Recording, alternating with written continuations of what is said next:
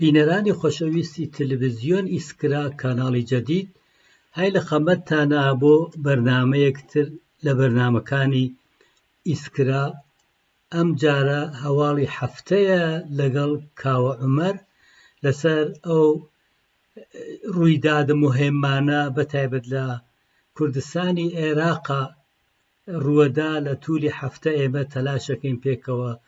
پۆششی بدەین و تەفسیری خۆمان لەسەر ئەو مەسائلە لێرە بەیان بکەین و باسی بکەین. ڕوویداوی حەوتە هەموو هەفتەیەکە و تەلاشەکەین مهمترین مەسائلێکە لە کوردستانی عێراقا و لە عێراقا ڕووەدا پۆششی بدەین. ئەوڕۆ قسە و باسەکەمان لەگەڵ کاوە عومەرە لەسەر ئەوەڵین بەحس لەسەر مەهاباد قەرەداغی دەست پێکەین کە بەداخەوە ماوەیەک لەوەبەر گیانی خۆی لەدەستاوە فۆتی کردووە. خۆ مەهاباد قەرەداغی کەسایەتیەکی سیاسی و لە عینی حاڵە شاعر و نوویسەندەیە بۆ وەختی خۆی بەرابەر بە ئیسلامی سیاسی چەند مەطلب و چەند کاری مهمی کردووە کە ئێستا دوایەوە کە فۆتی کردووە هێشتا لە هەرێمی کوردستانی عێراقا بەتایبەت لەلایەن ئیسلامیەکانە و گۆرانە و کە ئەو وەختی خۆی باسی نەوشیروانەمینی کردووە و باسی مەحاکمەیەوی کردووە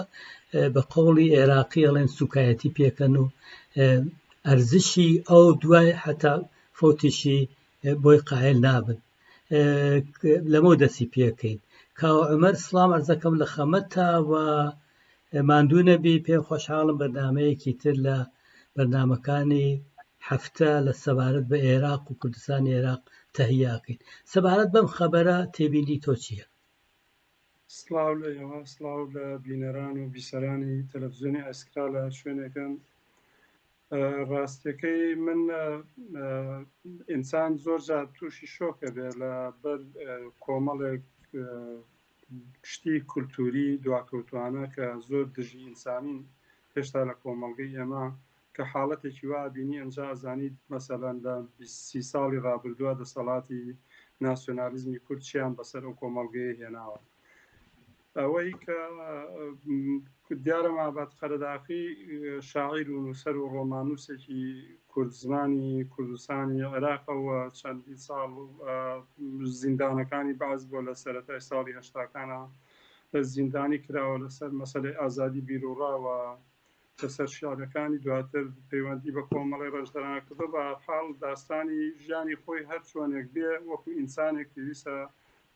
کە حورمەت و کەرامەتی ئینسانی بپارێزرێت لە جا بیرروڕاکەی هەر چۆن بێ هەر چۆن ئینسان بیرەکاتەوە و ئەنووسێەوە حیزبێک هەڵە بژێرێ کاری سیاسی لەگەڵەکە ئەمانە ئازادیەکانی تاکە و ئازادی خەڵکێکەوە بێ بە ڕەسمی بناسرێت. تەنیا ئەوەیە کە ئینسان ئەتوانی نەقدی بکەی لەسەر بیرکردنەوە، ئەتوانی ڕەخنەی لێ بگری، ئەتوانی لەسەر حیزبەکەی لەسەر خۆی ڕەخنە لە بیر و باوەڕەکانی بگری، بەڵام لەسەر ئەگەر تاوانێکی کردو داوای دادگاییکردنی بکەی، ئەگەر دەستی بە ماڵی خەڵک گەیشتووە یان سەرۆت و سامانی وڵاتی بە هەدەر داوە توانی داوای دادگاییکردنی بکەی لێکۆڵینەوەی لەگەڵ بکرێ. بەڵام ئەگەر کەسێک مردووە و تەنیا لەسەر ئازادی بیرروڕا و لەسەر چەند تاویرێکی بیرروڕا کە کردبێتی یان بە تۆمەتی ئەوەی کە ئەمە چۆتە ناو پارتی و سەر بە بنەماڵەی بارزانی بووە، دەستکەی بە سوکایەتی بە کەرامەتی ئینسانی و لە دوای مردنەکەی بیشکێنیتەوە و بێڕێزی پێ بکەی، سنەت و کولتورێکی هەتا ئەتوانم بڵێم لە پێش خەڵەکێت شەوێ لە پێش ئەمەندە عەقەبماندە و ئەمەندە دواکەوتوانەیە کە ئینسان شەرمەزارە بێ کاتێککە کۆمێنت و نووسین و هەڵوێستی کۆمەڵی خەڵکە بینێت. تەنانەت زۆرێک لەو کەسانە بەداخەوەتوانە بڵام خەڵکی کەنتیاکە ئیدعای مۆدێرن و چەپ و ئەمانەشیان لە خۆیان کردووە. فەراقی دیارە بە نەخۆشی کۆرۆنا گیانی لەدەستدا لە 2-3 ڕۆژی ڕابردووە. دیارە بەهۆی بارودۆخی کۆرۆناشەوە خەڵک زۆر ئیعلام ڕۆگەزانی ئیعلام تەئسیرێکی زۆر گەورەی هەیە لەسەر ئەو شتانە. کۆمەڵێک لە ئیسلامیەکان لەم بەهۆی ئەوەی کە مەهاباد قەرەداغی لە کاتی کۆرۆنا بەتایبەتی هەم وەک ئینسانێکی یەکسانی خواست، هەم وەک ئەوەی کە لە کاتی کۆرۆنا و خۆپارێزی خەڵک لە بۆ کۆرۆنا داوای کردو کە خەڵک نەچێتەوە مزگەوتەکان ئەمەیان بۆ خۆستەوە و کۆمەڵێک مەلا لە دژی وەستانەوە و بێڕێزی و سوکایەتێکی زۆریان پێکرد لەسەر ئەو هەڵوێستوینانەی ئەویش دوایی هەرچەند ویستی پاسا بێنێتەوە بۆ ئەوە کە ئەم نەیویستوە هێرش کاتە سەر ئیسلام تەنیا ویستێتی تعبیرێک کا لەوەی کە خەڵک بپارێزیێ و سەلامەتی خەڵک بپارێزیێ و خەڵک ئازادە چۆن بیرەکاتەوە و ئەمانە بەرحاڵ ئەوەی کە لەم ڕووداوانی کرد ئێمەی سەرنجڕاکێشاوێ دواکەوتووی کولتوریەکە کە بزوتنەوە ئیسلامیەکان و ناسیۆنالیزمی کورد لەو کۆمەڵگەیە دەرخوادی خەڵکیەوە حرمەت و کەرامەتی ئینسانەکانی هیچ بەلاوە گرنگ نییەوە لێرە زۆر بەزەقی دەرەکەوێت لە ڕووداوێکی ئاوان کارەساتێکی ناخۆش وەختی خۆشی هەڵوێستێکی بووە بەرابەر بە نەوشیروان کە ڕەهبەری گۆڕان بووە ئەوە چی بووە؟ بەڵێ دوای ماوەیەک لە ئەوەی کە مەلابەختیار کتێبێکی دەرکردبوو لە کتێبەکە باسی کۆمەڵێک لە تاوانەکانی نەوشیروانی کردووە لە نەوشیروان مستەفای کردووە لە کتێبەکە دیارە بزوتنەوەی گۆڕانە ڕۆکو پێشترت نازام ئاماژەمان پێکرد لە بەرنامەکانە هێرشێکی گەورە و فراوانە کردە سەر مەلابەختیار و تەنانەت بۆ ئەویش دیسان هەر لەو کولتورەوە وێنەی ژنەکان بڵاو کردوبێ هاوسەرەکەی مەلابەختیار و ژمارەی تەلەفۆنەکەی بزوتنەوەی گۆڕان کە ئەمە شتێکە کە ئەویش دیسان هەر لەو کولتورە دواکەوت و خێڵەکیانە و سەرچاوێت دوای مەهاباد خەلەداخیش لەناو ئەو هەرا و هوریایی کە دژی مەلابەختیار و هەم نەوشیروان مەوزوعکات بووکەوە داوای کردوتی نەوشیروان مستەفا ئەگەر مردبێتیش ئەبێ دادگایی بکرێت لەسەر ئەوەی بەراعەتی بسەر بێنێ یا تاوانەکانی لەسەر تاوانەکانی سزا بدرێ ئەگەر کردوێتی ئەمەش بزوتنەوەی گۆڕانی نیگەران کردووە زۆرێک لەوانەی کە پەیجولا پەڕانەی سەر بە بزوتنەوەی گۆڕانن ئەوانش دیسان وێنەی مەهاباد خەراخیان لەم بارودۆخەی مردنەیە بڵاو کردوێتەوە کۆمەڵێ سوکایەتی و بێڕێزیان پێکردووە و بۆ بەرگری لە پیرۆزکردنی نەوشیروان لە بەرامبەرەوە زۆر باشە بەقەوڵێوت کولتورێکی واقعەن عەشایریە زۆر دواکەوتوانەیە زۆریش کەمە لە دنیای مدرنی ئەوڕۆ بەڵام بەداخەوە ئێمە شاهدین کە سەرچاوەکەی ئەساسەن بە نەزەری من کولتوری دواکەوتوانەی ئیسلامی سیاسیە کە وەختێ لەگەڵ ناسیۆنالیزمیشە تێکەڵە بێ بەم شکڵا بێ کە لە مۆردی مەهاباد قەرەداغی و بەیانیان کردو باوکینە سەر مۆزوعێکی تر کە ئەوڕۆ لە کوردستانی عێراقا بەحسێکی گەرم بووە لە حەداقەل لە پارلەمانی عێراقاویش ئەوەیە کە کوڕی مەسعود بارزانی مەسرور بارزانی کە سەرۆکی حکوومەتی هەرێمە لە پارلەمانی ئیقلیمی کوردستانە داوایان کردووە کە بێتە ئەوێوە تۆزیح بدا لەسەر گەندەڵیەکە بۆ ئەو ئەڵێن گەندەڵی کە هەمویان هەیە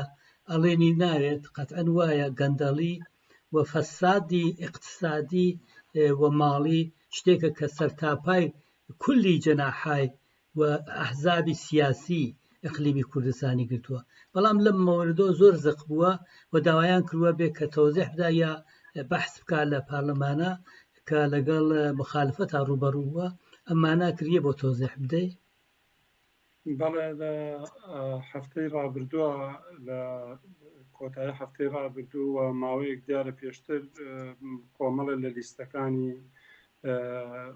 یەکگرتووی ئیسلامی و هەندێک پەرلەمانتاری تر بڕیاریاندا کە دەنجێک دیارە ڕێژەیەک لە ئەبێ ڕێژەیەک پەرلەمانتار ئیمزا بکەنەوە بۆی داوای ئەوە بکەن سەرۆکی حکوومەتیان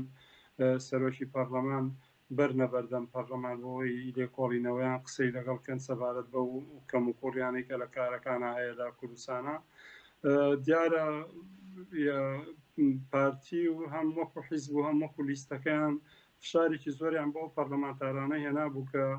خەریکی ئیمزا کۆکردنەوە بوونیان ئیمزایاندا بوو لەو لیستە بۆی پاشەکشیان پێ بکەن و واز لە ڕاکێشانی مەسرور بارزانی بێنن بۆ ئەوەی بێتە بەردەم پەرلەمانەوە بە دیارە بەشێکی زۆری ڕانەکێشانی مەسرور بارزانی پەیوەندی بە مقەدەسات و پیرۆزی بنەماڵی ئەوانەوە هەیە لای پارتیەکان کە ئەوانە نابێ قسەیان لەگەڵ بکرێ و نابێ لێکۆڵینەوە لەگەڵ ئەوانە بکرێوانە ڕەوایەتیان هەیە بۆ کارەکانیان لە کوردستانە حەقی خۆیانە بڵێن ئەو شتانە بکەن و کەس بۆی نییە لێکۆڵینەوەیان لەگەڵکە بەڵام ئەمە دیارە نەیانتوانی ئەلبەتە لە مەنتیقەی بادینانە پارتی یەکگرتووی ئیسلامی لەناو دام و دەستگا حکوومیەکانە لەناو ئەوەی کە شەریک بوون تیا بەشێکی زۆری دەریان کردن و بەشێکیشی خۆیان سەرنجام یەکگرتووی ئیسلامی لەو حکوومەتەی منتیقە بادیان کە بە کۆپێکیان نابوو چوونە دەرەوە. بەڵام دواتر ناچار بوون کە یەکێک ئەخیر پەرلەمانتاری بزوتنەوەی گۆڕان ئیمزای یارداینەکەی لە ئەخیر ساتی ئیمزاکردنی علی حەمەساڵا بڵێن پەرلەمانتاری دیاری بزوتنەوەی گۆڕان لەو لیستەی بۆی مەسعود بارزانی بچێتە بەردەم پەرلەمانەوە. پارتی سیناریۆیەکی جێڕا ئەویشەوە بوو کە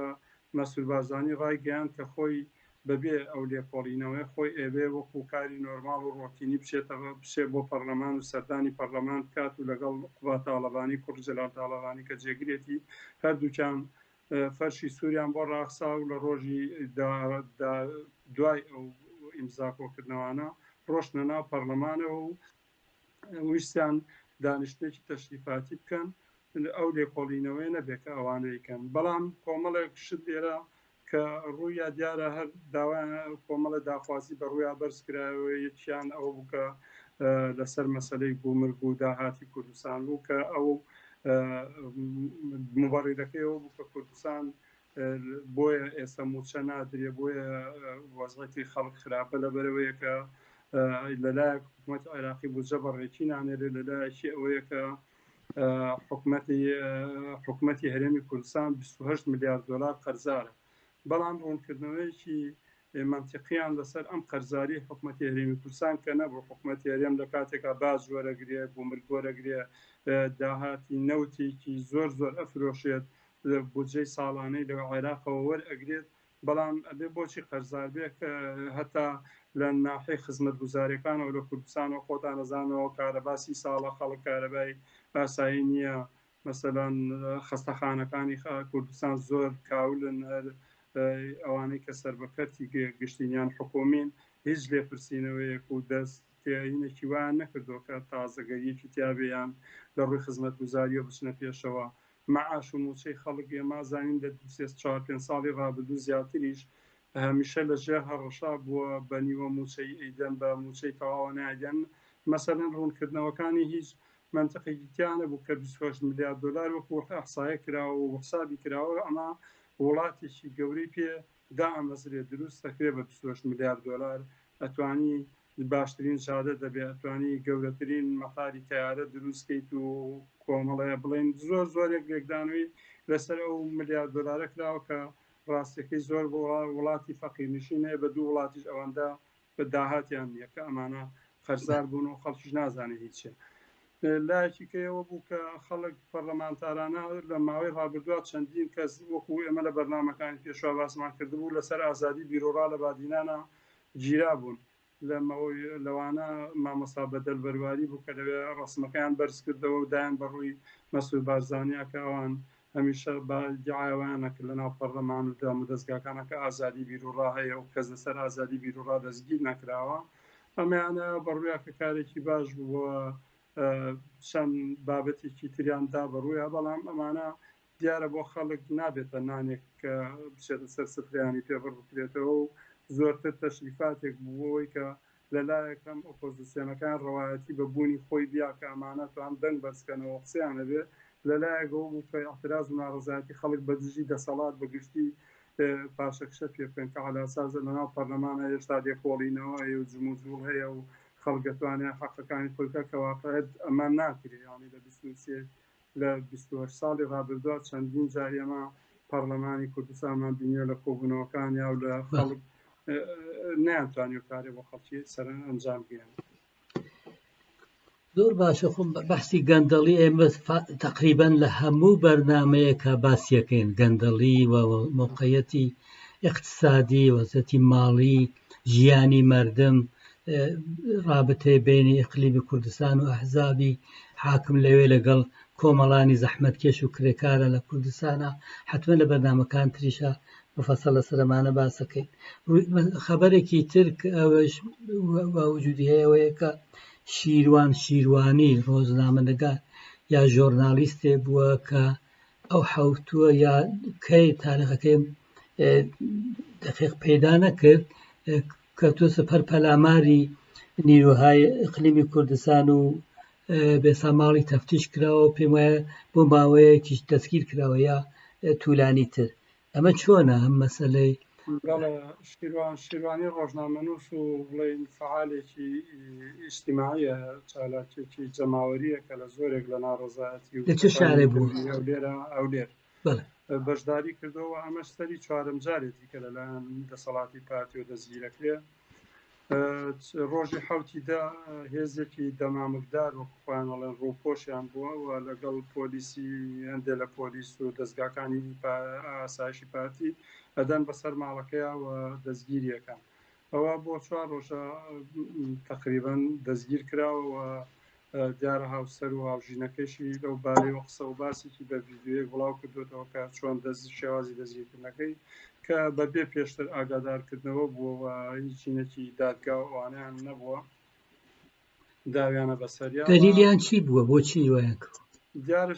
شیروانیش لەم ماوەیانە لەسەر هەم ئازادی بیرۆڕا قسەی کردووە هەم لەسەر مەسەلەی بارودۆخی ژیانی خەڵک قسە و باسییان کردووە ئەوان دیارە لەسەر هەر مەسەلەی پەیوەندی بە خۆپشاندان و ناڕەزایەتیەوە بێ حساسە بن پارتی ئەوێ ئەو دەنگانە سەرکوتکا بۆەوەی کە نەبێتە ڕووداوی جەماوەری و خۆپشاندانی جەماوەریوانە بەری پێ بگرێت شیروانیشێکێکە لەو کەسە دیارانەی کە لەو مەجاالا قسەی هەبووەوە ئەعتیباریە بۆ هەر وەک پێشتریش هێمند مامندیان هەر لەسەر ئەمە بەکە بەردەوام خەریکی چەندین جار دەستگیریان کردووە بیناکە لەبەرەوە ئەیانەوە بە تایبەتی لە پایتەخت و لە هەولێرا دەنگێکی ناڕەزایەتی نەبێت ئێستاش دوای ئەوەی کە لە تۆڕە کۆمەڵاتیان ناڕەزایەتی زۆر بە دژی دەستگیرکردنی شیروانی بوو و ئێمە حیزب بەیاننامەمان لەو بارەیەوەدا دواتریش ئێستا لیستێکی گەورەی ڕۆشنبیران و ئازادی خوازان لەناو تۆڕە کۆمەڵاتیەکانە بڵاو بووتەوە لەسەر لە دژی دەستگیرکردنی و داوای بە دەست بە ئازادکردنی شیروانیەکەوە کار و چالاکی بۆ فعالێت بۆ دژی دەستگیرکردنەکەی بۆ ئازادکردنی هەتا ئێستا بەردەوام بەڵێ کولەن لەم بەشی ئاخرە هەر لەم ئیدامەی ئەمە باسیەوە بکەین کە بۆ لە ئەقلیمی کوردستانە ئازادی بەیان بەرتەسکە مەحدودیەتی هەیە بۆ بەری پێگرن یا ئێمە شاهد بووین چەند ڕۆژنامەنگاریش ترۆر کراون یا بەر بە فعالیەتی کومونیستەکانەگرن هەر ماوەی لەوە پێش نازانم تاریخەکەی بازم ئەمەیشە مەلا بەختیار لە مەجلسێکا قساکاڵێ 5 کومونیستمان کوشت کە ئیشاراکە بەو ڕووداوەکە بە فەرماندەهی نەوشیروان مستەفا 5 دەفەر لە ئەندامانی حزبی کۆمونیستی کارگەری چەپی عێراق کوژران یا نەشریەی پێشڕەو دروستە بۆ پێشەوە بێسا شکایەتی لێکرا گەرەکیان بوو تەحتیلی بکەن یا فتوای قەتڵی ڕێبوار ئەحمەدیاندا ئیسلامیەکان بۆ وایە بۆ ئەبێ شتی ئاوا بێتە بەرەو لەسەر ئازادی بەیان خۆی ڕاستیەکەی بزوتنەوەی ناسیۆنالیزمی کورد خۆی لە ئەساسا یەک بزوتنەوەی خێڵەکیە تۆ ئەگەر دیقەت بی لە خێڵیشە ئازادی تعبیر نییە ئازادی بیرڕا لە ناو خێڵ و عەشیرەت و ئەمانان یا ئاغا چیوت هەر قسەی ئاغا خوار قسەی دیوانخانە خوا لە دیوەخانە شتێک نییە و خۆتان شایدن کە لە سەردەمی خێڵ و دەرەبەگەکانە هیچ کەسێک نەیتوانێت جوتیاری حاڵە قسەیەک کات و حتمەن کەرامەتیان شکان و لیان داوە دەربە دەریان کردووە ئەم عەقڵیەتە خێڵەکیە ئەم مێنتاڵەتە هەر درێژەی هەبووە لە شاخە لە ناو بزوتنەوەی کوردایەتیا مێژوویەکی درێژیە دیارە لێرا بم لەوانەیە لە فرسەت نەبێ دانە بەدانەی سەرکوتەکانی هەتا بۆ سەرکوتی ئازادی خوازانی بەشەکانی تری کوردستان کە ئێرانە مەسەلەن ئێمە شایدیوین لە ساڵی 1970کانە سلێمانی معینی ئۆمانیان دەستگیر کرد و ڕادەسی ڕژێمیشای ئەو کاتیان کردەوە و کوشتیانیانی ئازادی بیرڕا دەمێکە لە ناو کوردستانە پێشێ دەکرێەوە هەر لە شاخ و لەیان بەڵام ئەوەی کە لە سەردەمی ئێستا کراوە ڕاستەکەی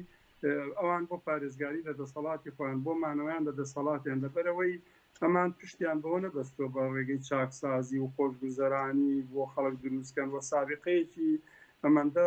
چاکیان نییە کە تا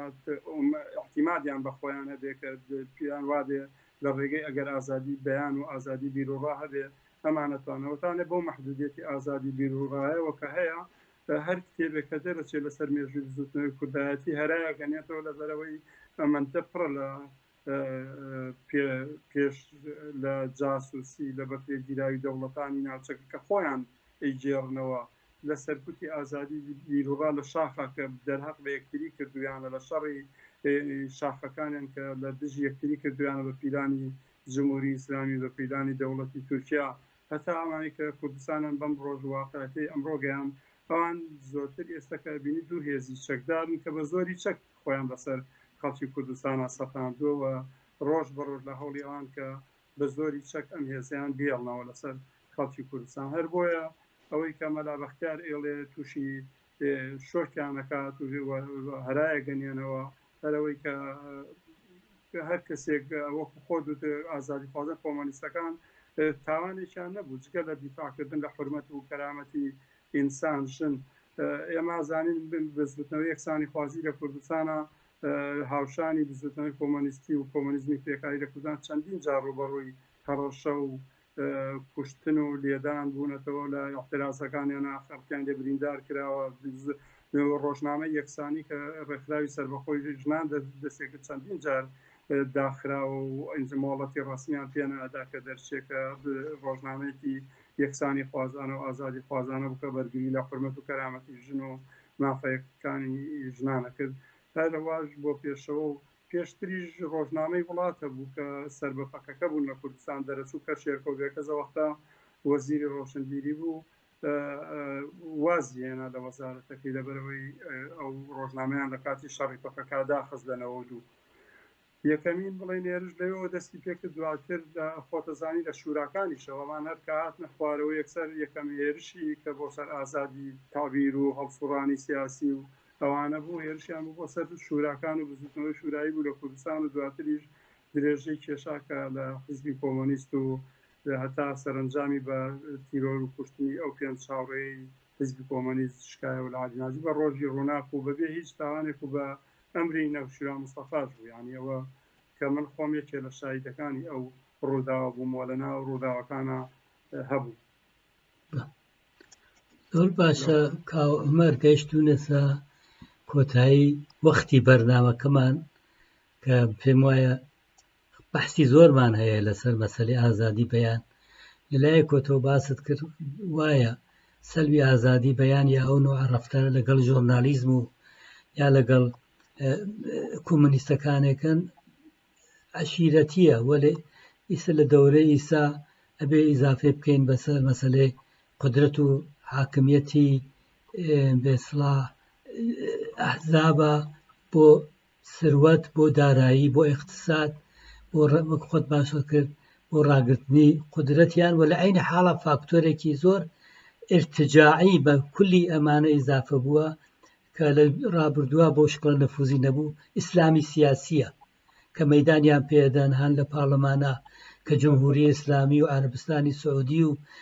ئەناسری مختلفی ئیسلامی سیاسی لە ئیقلیمی کوردستانە تەقویەتیانەکەن کە ئۆردوغان لە تورکیا تەقویەتیانەکە تەواوی ئەمانە عەوامڵێکن کە بلەخەرە لە سەرفی دەوڵەتەکان و فشارێکن بۆ ئەوە کە هەرچی زۆرتر فشار بە ئەو کەسانێک کە تەرەفداری ئازادی بەیان و بیرروڕام بگرن لە سەلەی ژنان لە وازێتی خۆیان لە ستەمکەشی خۆیان بێڵنەوە تەواویوانە ئومیدوارم حتمەن ئەم بەحسانیشمانە لە بەرنامەی حەوتووە ئیدام پێ بدەین ئەگەر تۆ قسێک تەیە فەرموونی و دقیقە بە خۆشحاڵیە من بە دڵنیایی ئەلبەتە لەناو ئەو وەزعەتەی کە باسمان کرد بۆ دیارە ئیسلامیەکانیش پشکی شێریان بەرەکەوێت سەرمێکی گەوریان هەیە لە سوکایەتیکردن لە هەڕەشە لە نووسەران لە ڕۆژنامە نووسان فتوای وەک خۆت باسی کرد بۆ ڕێبوار ئەحمەد فتوا بە دژی شێرکۆبیەکەس فتوای ئیسلامیەکان لە دژی ژنان دەیان فتوایان لە 20 ساڵی ڕابردووە بە دژی ئازادی جل و بەرگ پۆشینی ژنان بە دژی چوونە دەرەوەی ژنان لە ماڵ دەرکردووە تێزابیان بە ژنا ڕشتووە لە هەولێرە لە نەوەتەکانە یعنی دەیان سوکاتینەکە تا ئێستا کە دەیانەوێت چوارچێوەیەکی قانونی بەسەرکوتی ئازادی بدەن مەسەلەن هەر چەندین جار ئەوسوڕاوانی ژنانیان کێشی بەردەم دادگا و محکەمەکانیان کردووە لەبەرەوەی مەلایەک شکاتی لێ کردووە لەبەرەوەی ئەم ژنە ڕخنەی لە مەلاگرتو یا ڕخنەی لە ئیسلام گرتووە لەبەرەوەی کە ڕێگر بوون لە بەردەم ئازادی و مافەکانی ژنانە ئەمانە هەموو باسن ئێمە ئەتوانین بەڕاستی بە جددی باسیکەن مەوزوعی ڕۆژی خەڵکە مەوزوعەکە کە دەست و قاچی خەڵکی کوردستانی گرتووە لەناو بێمافی بێموچەیی بێکاری نەبوونی زەمانەتی ژیانە هێرش و پەلاماری ئیسلامی سیاسی و مەوزوع دروستکردنی لابەلا بۆ خەڵکی بۆ پێشێلکردنی ئازادیە فەردی و مەدەنیەکانیان مەوزوعێکی جددیە کە هەمیشە بێ هاوشانی چۆن داوای زیاوبوونی کرێ و کەمکردنی ساعاتی کار بۆتە مەوزوعێکی چینی کرێکارە بێ ئەوەش مەوزوعێکی جددی بێ و قسەی جددی لەسەر زۆر باشە ماندوو نەبی کاوە عومەر تا هەفتی داهاتوو خەبەرەکانی تر شەو ڕۆژی خۆشت بۆ ئارزووەکەم بۆ ئێوە شەروە دەستان خۆش بۆ ئامادەکردنیان بەرنامە.